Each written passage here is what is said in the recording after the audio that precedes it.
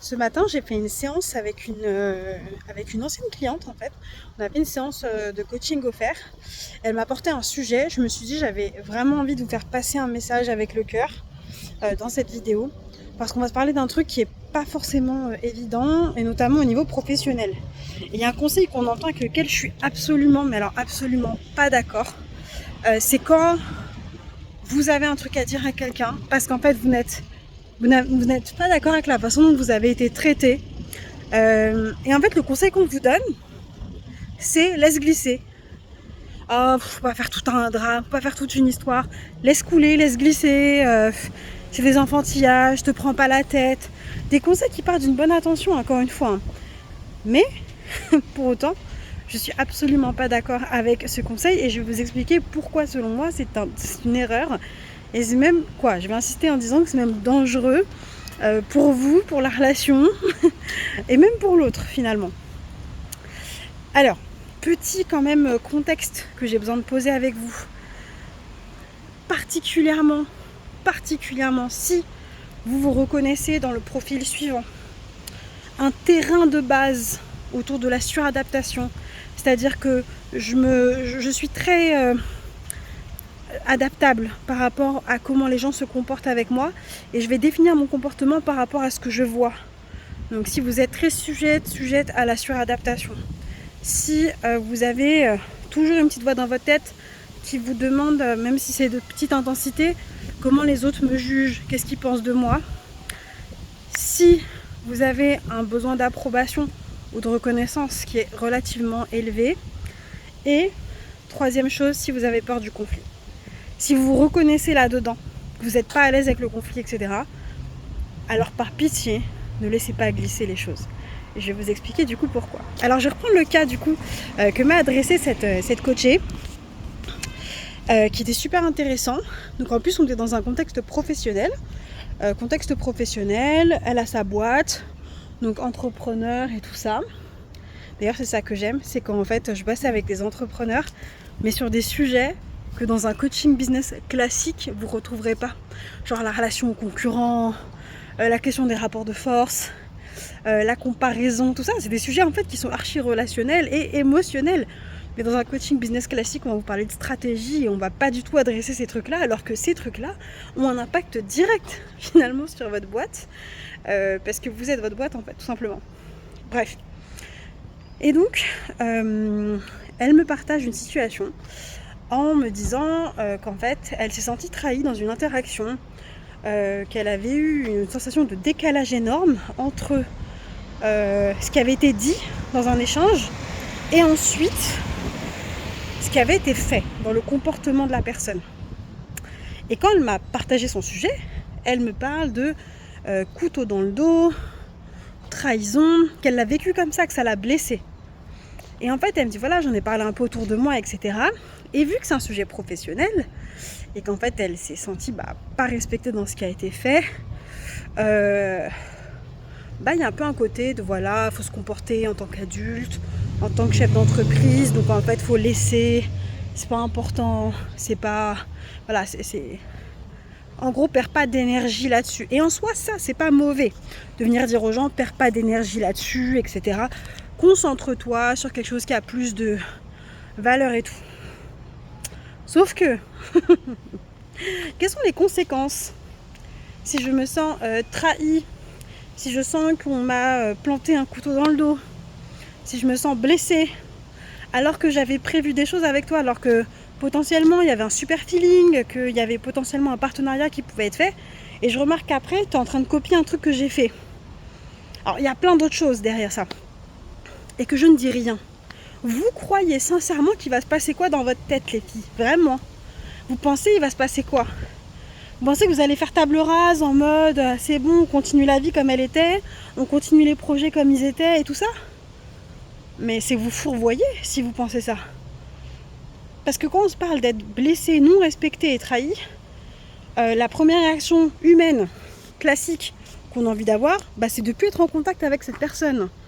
C'est de couper court en fait au projet. C'était marrant parce que je lui dis, tu vois, si ça tu le considères pas et que tu restes dans le je dois rien dire, la réaction va être de qu'est-ce qui est enfantin?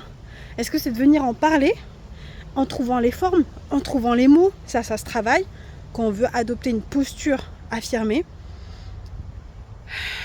Ou alors en bloquant la personne. Qu'est-ce qui est enfantin en fait là-dedans? Vraiment, je pose la question. Donc, c'est le sujet qu'elle m'apporte. Et donc, moi, je l'interroge, on creuse un peu et tout. Et donc, les conséquences qui sont à court terme dans cette relation, mais qui vont avoir un impact ailleurs, c'est la réticence peut-être à mettre en place des partenariats. Ça peut être également une perte de confiance aussi en soi. De venir se dire qu'on est le problème. Facile. Ça aussi, cible facile. De venir finalement...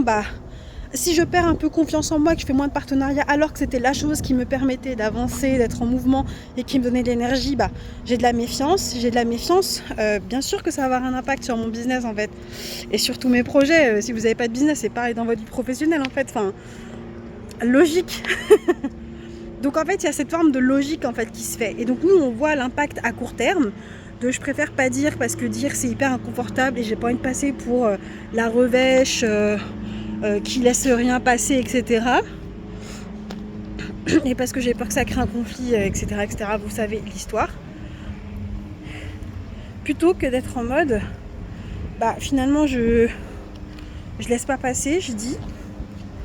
Et en fait, en disant, ça me permet de réparer quelque chose. Je sais pas si vous voyez ce que je veux dire. Je me suis un peu perdue dans mon propos, mais c'est pas grave. En fait, ce que j'essaie de vous dire là, c'est qu'il y a l'inconfort à court terme. Mais ce qu'on ne pense pas, c'est tout l'inconfort qu'il y aura à long terme, en fait, si là, je le traite pas maintenant, le sujet. Et ces trucs-là, comme ça, relationnels, ça vous poursuit.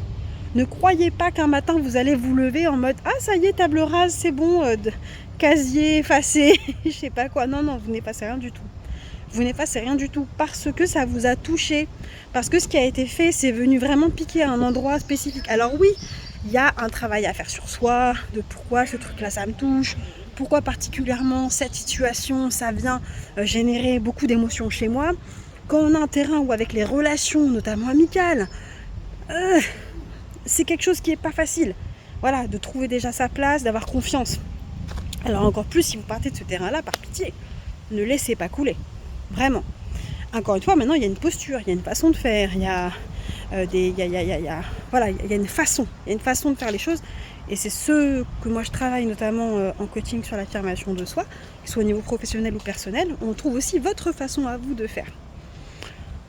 Et pourquoi je suis vraiment pas d'accord avec ce laisse couler, et c'est ce que je lui ai dit à la fin, et c'est ce qui m'a donné envie de faire cette vidéo ensuite. Je lui ai fait, mais laissez couler quoi? Laissez glisser quoi? Parce qu'en fait, déjà, ça glisse pas. Ça glisse pas, la terre est sèche.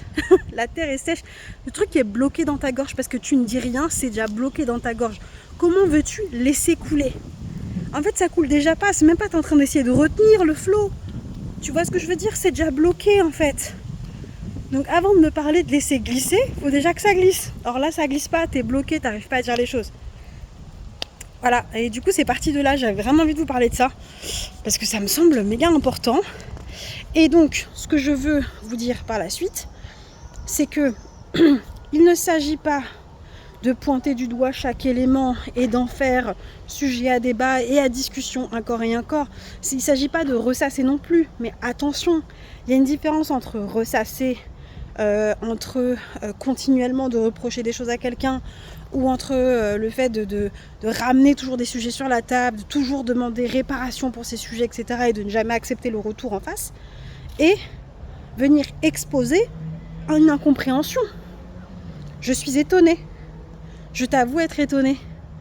Au vu de notre échange, j'aurais pas pensé ça. Alors peut-être qu'il y a des choses que j'ai mal compris, mais c'est vrai que pour moi, vu que j'étais dans une optique de partager plus de moments avec toi, je m'attendais pas à ça. Et je t'avoue que ça m'a quand même fait quelque chose. Ça, c'est tout à fait ok de venir le dire dans le cadre professionnel, en fait. Si vous êtes entrepreneur, vous décidez comment vous créez aussi vos relations. C'est pas être chef d'entreprise, c'est être froid, distant et rien ne me touche, pardon, mais c'est pas ça. C'est pas ça, en fait. Vous pouvez mettre de l'humanité. Et surtout si cette question-là des relations, c'est un sujet important pour vous. Mais par pitié, faites-vous ce cadeau en fait. Faites-vous vraiment ce cadeau. C'est pas... Et quand bien même la personne le prend mal, se vexe, s'offusque, alors que vous avez fait attention à certains éléments, que vous n'avez pas fait un étalage de reproches ou vous positionnez en mode victime qui dit ah mais de toute façon personne machin nanani nanana. Il ne s'agit pas de faire ça, encore une fois, ne faites pas ça. Il y a aussi un juste milieu à trouver. Mais entre ne rien dire et être en mode victime, il y a quand même un fossé. Il y a de quoi faire, il y a de la marge. Mais vous avez le droit de dire les choses. Vous avez le droit de dire les choses, par contre, c'est à vous de vous donner cette permission, cette autorisation. Donc arrêtons de, par souci de oui, je veux être mature, machin, du coup je vais rien dire. Ne rien dire, ça ne veut pas dire être mature. Si vous ne dites rien et que vraiment, par contre, vous laissez couler, voici une indication pour vous aider à identifier est-ce que là, vraiment, je laisse couler et est-ce que je le pense sincèrement ou est-ce que c'est un faux laisser couler que je laisse rien couler du tout. Si derrière laisser couler, vous sentez vraiment à l'intérieur de vous, dans votre cœur est léger. Vous sentez que, en fait, si la personne revient, si vous rééchangez, en fait, que ça bloque pas le fait que vous rééchangez, que vous continuez même les projets dans lesquels vous étiez engagé. Dans ce cas, ok, c'est que vous êtes vraiment à l'aise avec ça. Si par contre, la conséquence de ce qui s'est passé est donc de ne rien dire, de se laisser couler, c'est j'ai des actions à l'encontre de cette personne, je peux être un peu hypocrite, voilà, nanana. Je peux, hypocrite léger, je peux en parler de cette personne, me plaindre, vous laissez rien couler du tout. Vous laissez rien couler du tout. Vous seriez surpris à quel point ça peut soulager de venir justement parler de choses qui ne sont pas ok pour nous. Et quand vous donnez ces informations-là, vous donnez aussi le cadre à la personne. Alors dans son cas, où en plus c'était une potentielle collaboration, je trouve ça d'autant plus intéressant dans ces moments-là, de venir et indiquer quand est-ce que là, tu vois, là ça m'a étonné, etc. Machin, vous donner des indications qui sont très précieuses aux gens pour savoir aussi quel type de personne vous êtes, comment vous managez vos projets, qu'est-ce qui est important pour vous, qu'est-ce que vous valorisez, qu'est-ce qui pour vous se fait, ne se fait pas. Donc arrêtons de dire aux gens laisse couler, laisse glisser, alors que ça coule pas du tout, que ça glisse pas. Et encore une fois, si vous agissez ou que vous n'agissez pas par peur du regard des autres, par peur du conflit, c'est pas une action qui vient vraiment de votre cœur, c'est pas un truc en mode ouais je le sens vraiment. Parce que le risque, c'est de développer plutôt de la rancune et de l'amertume. Et là par contre ça devient un peu plus compliqué. Quand vous vous retrouvez après avec un gros dossier d'archives là, avec un classeur énorme à dépoussiérer parce qu'en fait cette personne vous a tellement blessé plein de fois, vous n'avez rien dit, et que là maintenant il faut revenir sur les sujets un à un, c'est d'autant plus inconfortable que de venir dire dès maintenant. Donc voilà ce que je voulais vous partager pour cette vidéo. Si jamais c'est un sujet qui vous parle, vous sentez que soit vous avez des choses que vous gardez en vous, que vous n'osez pas partager aux autres, parce que pas envie d'en faire tout un drame, etc., etc., que vous racontez une belle histoire qui a tenu jusqu'à maintenant, mais là vous tombez sur ce contenu, vous dites oh putain en fait ça va pas du tout, en fait ça ne me convient pas. Je vous offre une session offerte avec moi. La première, elle est offerte, donc allez-y, n'hésitez pas, vous mettez votre sujet intégral. Hop, on se donne rendez-vous. Je vous appelle par WhatsApp. Et à ce moment-là, on échange par rapport à votre sujet. Je vous coach en vous donnant déjà des pistes de réflexion. Et puis voilà, en fait. Et si après, on a envie de continuer à travailler ensemble parce que c'est le moment, parce que machin, on le fait. Mais si c'est pas le cas, c'est pas le cas. Et vous aurez déjà bénéficié d'un retour pointu et aiguisé en matière de relations humaines et pour le coup de maturité. Non pas que je dise que je suis mature émotionnellement et pas vous, mais je pense avoir une certaine intelligence relationnelle qui peut vous être utile dans ce genre de moment. Donc n'hésitez pas, si jamais ça vous parle et que vous vous reconnaissez, et puis à partager peut-être en commentaire comment vous situez par rapport à ça.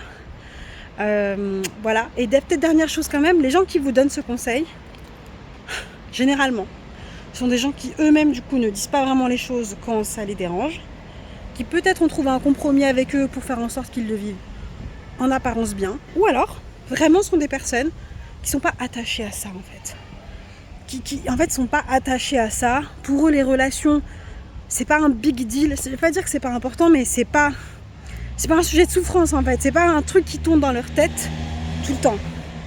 Mais si pour vous c'est quelque chose qui est important, que vous le valorisez, alors par pitié, faites-en quelque chose et ne vous laissez pas attraper par des conseils qui ne parlent pas d'un espace qui est le vôtre en fait. Voilà, je vous embrasse et j'espère que cette vidéo vous aura plu. Ciao ciao!